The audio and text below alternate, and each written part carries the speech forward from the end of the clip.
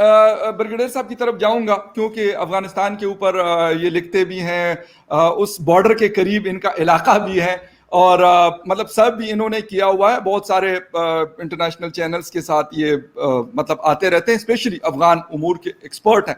Brigadier साहब, हमें मतलब पिछले अगर 1-2 महीनों के ऊपर हम नजर दौड़ाएं, जब से मतलब विड्रॉवल को तो भी खैर 2 महीने नहीं हुए अमेरिका के, लेकिन इसके बावजूद भी एक बहुत स्पीडी किस्म का मतलब कैप्चर हो रहा है अफगानिस्तान बाय तालिबान।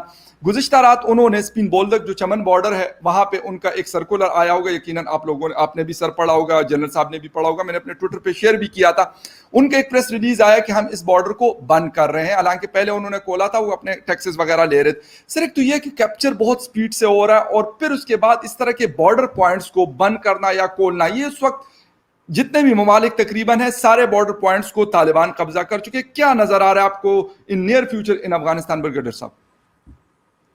जी बहुत शुक्रिया। ये सब्जेक्ट तो बहुत वास्ट है, और दूसरा अफगानिस्तान की सिचुएशन बड़ी फ्लूइड है और डे टू डे बेस पर वो चेंज होती जा रही है।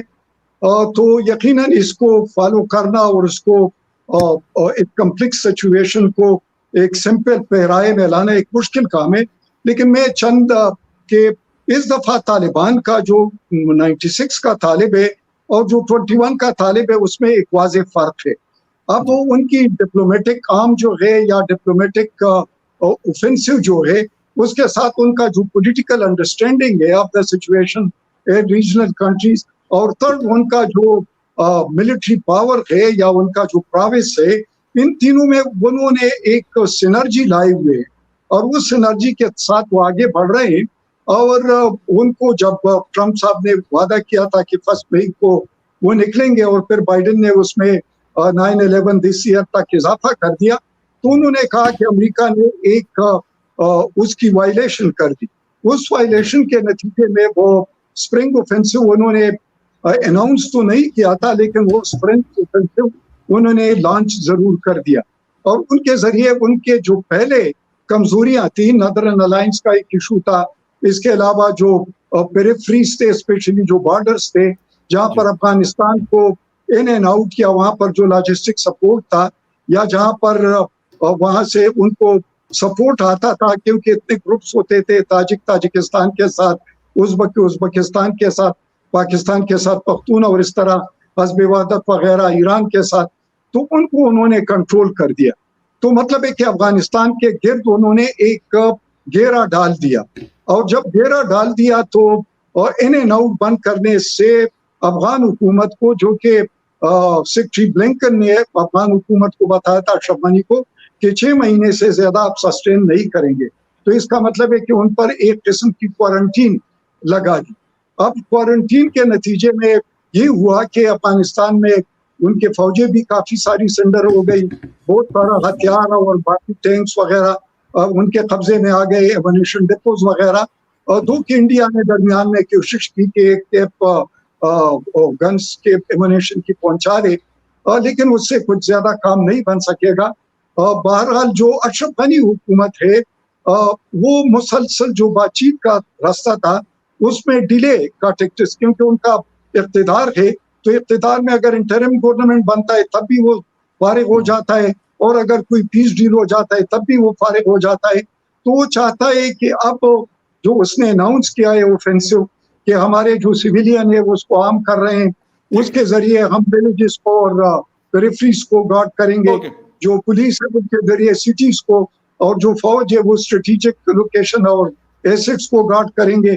तो ये उन्होंने लॉन्च, इसका मतलब है कि दोनों साइड बिलिजरेंट तो है, लेकिन साथ साथ तालिबान का जो बातचीत का है कि वो अपोजिशन के साथ, उनके जो पॉलिटिकल दड़े, एथनिक दड़े हैं, उनके साथ बातचीत कर रहे हैं और आगे बढ़ रहे हैं। और फिर जो ये ट्राइका है, ट्राइका प्लस, जो कि यूएस, रशिया और चाइना और पाकिस्तान का है, 11 तारीख को उनकी मीटिंग है दोहा में, वो भी मतलब है कि इन चीज को सॉल्व कराएगा। तो मुझे लगता है कि पीसफुल हल निकल आएगा अफगानिस्तान के सिचुएशन का। ठीक है।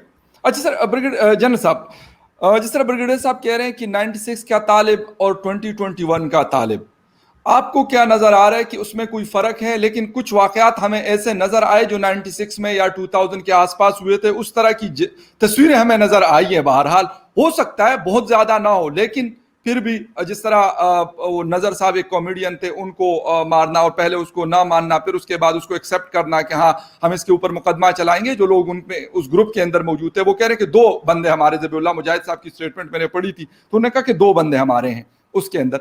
सर इस तरह की तस्वीर आपको नजर आता है? Are you agree with brigadier Syed Nazir Sahab के ये 2021 का तालिब है, 1996 का नहीं, ये डिप्लोमेसी के ऊपर भी यकीन रखता है और बाकी भी बहुत सारी चीजें इन्होंने अपनी चेंज की हुई? हाँ बिल्कुल फकर, पहले तो इसमें कोई डाउट नहीं कि ऐसा लगता था कि शायद ये बदला हुआ तालिबान है, ये 1996 से 2001 का नहीं है। मगर जिस प्रकार से कुछ एक वहाँ पर इंसिडेंट हुए हैं उससे ऐसा लगता है कि तालिबान में कोई बदलाव नहीं आया। वो शरिया लॉ लाना चाहता है, औरतों के प्रति उसका वही रवैया है कि वो स्कूल में नहीं जाने देगा, काम नहीं कर पाएंगी औरतें, मेल मेंबर के बगैर बाहर नहीं निकल पाएंगी, लोग जो मेल मेंबर हैं उनको बियर लगानी पड़ेगी और माइनॉरिटीज को बड़ी प्रॉब्लम होने वाली। क्योंकि जो अभी कुछ एक इंसिडेंट हुए हैं, जैसे आपने बताया है कॉमेडियन को, एक जो हमारा फोटो जर्नलिस्ट था सिद्दीकी भारत से, उसको भी दानिश सिद्दीकी, तो दानिश सिद्दीकी, तो उसमें क्या है कि इसमें लगता है कि जो कहते हैं और जो करते हैं उसमें फर्क है। जो इनके लीडर हैं, जैसे अभी मुल्ला अब्दुल गनी बादर गए थे आपके रूस के अंदर भी और चीन के अंदर, चाइना भी उन्होंने प्रॉमिस किया, चीन के अंदर वांग आई से मिले थे, मगर उनके कहने में और ग्राउंड पे बहुत फर्क है और लगता नहीं कि ग्राउंड पे ये बदले हैं, ये शरिया लॉ लाएंगे। जो 2 पॉइंट और बताए थे मैं उनको थोड़ा क्लेरिफाई करूं। जो आज की सिचुएशन है मैं मानता हूं एक बहुत फ्लूइड है, और जैसे ही जो बाइडेन एडमिनिस्ट्रेशन ने यह बताया कि हमने यहाँ से 31 अगस्त तक निकल जाना है, पहले 9/11 फिर 31 अगस्त, तो तालिबान पे कोई प्रेशर नहीं था, एक वैक्यूम क्रिएट होगी और तालिबान ने अपना ऑल आउट ऑफेंसिव कर दिया। और उसने जो रूरल एरिया है नॉर्थ ईस्ट, जैसे सही बताया कि तजाकिस्तान, उज्बेकिस्तान, ईरान और पाकिस्तान के साथ जो क्रॉसिंग पॉइंट, रेवेन्यू पॉइंट है, उनको उन्होंने कब्जे में किया। करीब 200 डिस्ट्रिक्ट के करीब 400 में से उन्होंने लिए, और मगर उन्होंने अर्बन एरिया में कहीं नहीं आ पाए।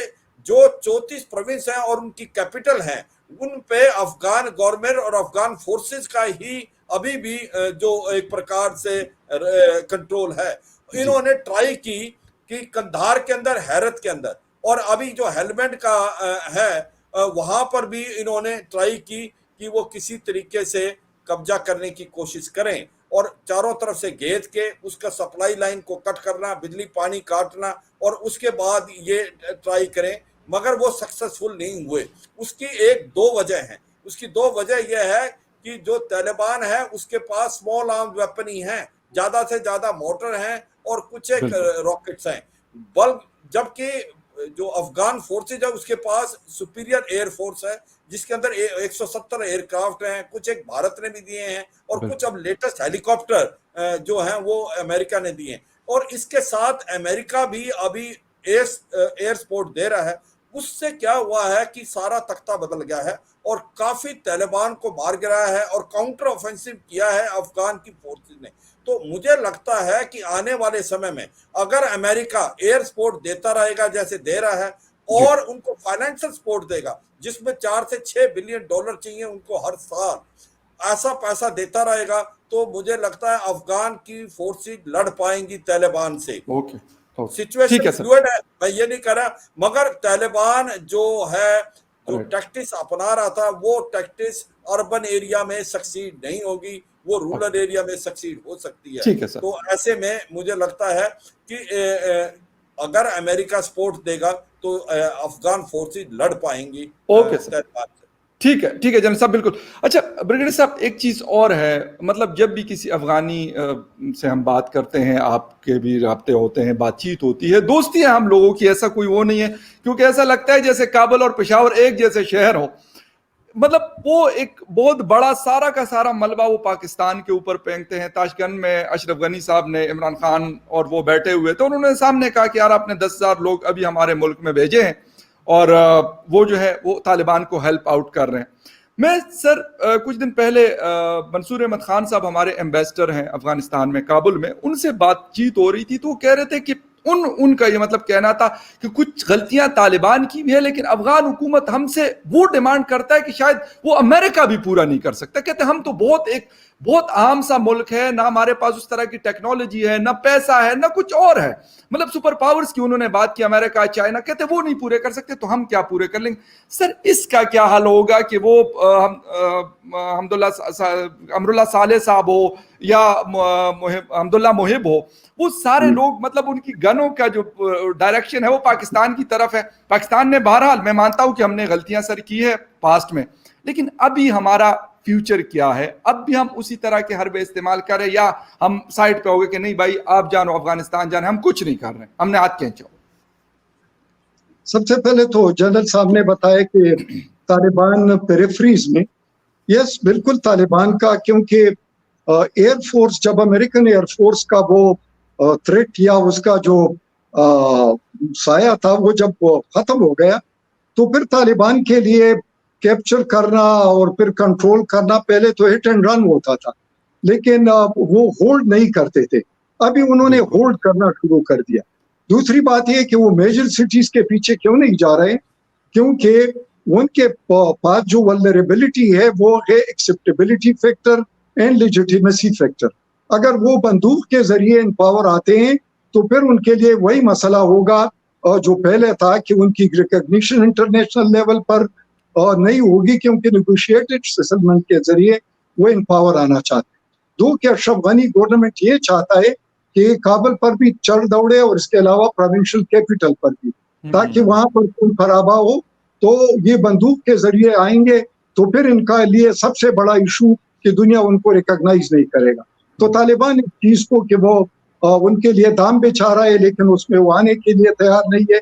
तो लेकिन साथ साथ तालिबान ने वो 90 डेज का सीज फायर ऑफर किया है, वो इसलिए किया हुआ है ताकि इन जगहों को वो कंसोलिडेट कर सके और अशरफ गनी की हुकूमत या उनकी जो फौजें हैं वो 3 महीने में मजीद चोक हो जाए, क्योंकि पेरिफेरीज पर इनका कब्जा है। ये तो मैंने स्ट्रेटेजी की बात की। अब जो आपके सवाल की तरफ जब आते हैं तो वो ये है कि देखो वो लफ्जी गोलाबारी तो बहुत शिद्दत से जारी है और लगता है कि कुछ फ्रस्ट्रेशन है, कुछ एम्बेरसमेंट है और उसके अलावा कुछ आइसोलेशन भी है जो अफगान हुकूमत है। और दूसरी बात ये है कि इन सब जो जितना मोज़ेक है, अगर बातचीत कामयाब हो जाती है तो अशरफ गनी की हुकूमत हर सूरत में जाएगी, ख्वाह वो इंटरिम गवर्नमेंट हो या खुद इसके अलावा कोई और हिस्से बखरे के हिसाब से हो, इस तरह बकदर जुस्सा हो, क्योंकि वो पॉलिटिकल फिगर नहीं है। और पॉलिटिकल स्टेक होल्डर जो है उनको जरूर कुछ हिस्सा मिलेगा। दूसरी बात यह आ जाती है कि अभी जो फेलियर्स है, स्पेशली उनके फौज की डिमोरलाइजेशन है, हथियार डाल रहे हैं, या इसके अलावा जो जिन इलाकों पर अब तालिबान ने कब्जा किया हुआ है वहां पर हमें जो ग्राउंड रियलिटी कुछ चीजों के, ये 3 इंसिडेंट्स वगैरह 4 या 10 इंसिडेंट ऐसी चीज में, क्योंकि अगर आप कॉमन अफगान से बात करें तो कहते हैं हमें रूस ने भी मारा, हमें अमेरिका ने भी मारा, हमें नाटो ने भी मारा, हमें तालिब ने भी मारा, हमें दाइश ने भी मारा, हमें गेम स्पॉइलर ने भी मारा, हमें इंटेलिजेंस एजेंसी ने भी मारा। वो सब ने उनको मारा हुआ और हमें पता है कि मारा हुआ है। सब के हाथ इसमें रंगे हुए हैं, वह कोई करीब से वह कोई दूर से। लेकिन ये इस किस्म के इंसिडेंट हुए हैं, लेकिन साथ साथ हमने ये भी देखा है कि लोगों ने उनके हाथ में सफेद झंडे भी उठाए हुए हैं, वहां पर चॉन्टिंग भी कर रहे हैं उनके आमद का। साथ साथ जो स्कूल थे या जो इसके अलावा जो हॉस्पिटल्स थे वहां पर नर्सेज और डॉक्टर्स और इसके अलावा टीचर्स, वो जाति भी है उसको उन्होंने डिसकंटिन्यू नहीं किया है। लोकल उसमें उन्होंने ऐसे कोई इंटरफेरेंस इस दफा उस तरीके से नहीं दिखाई है। The scale is quite low, almost 10% as compare to 90% जो पहले वो होता था।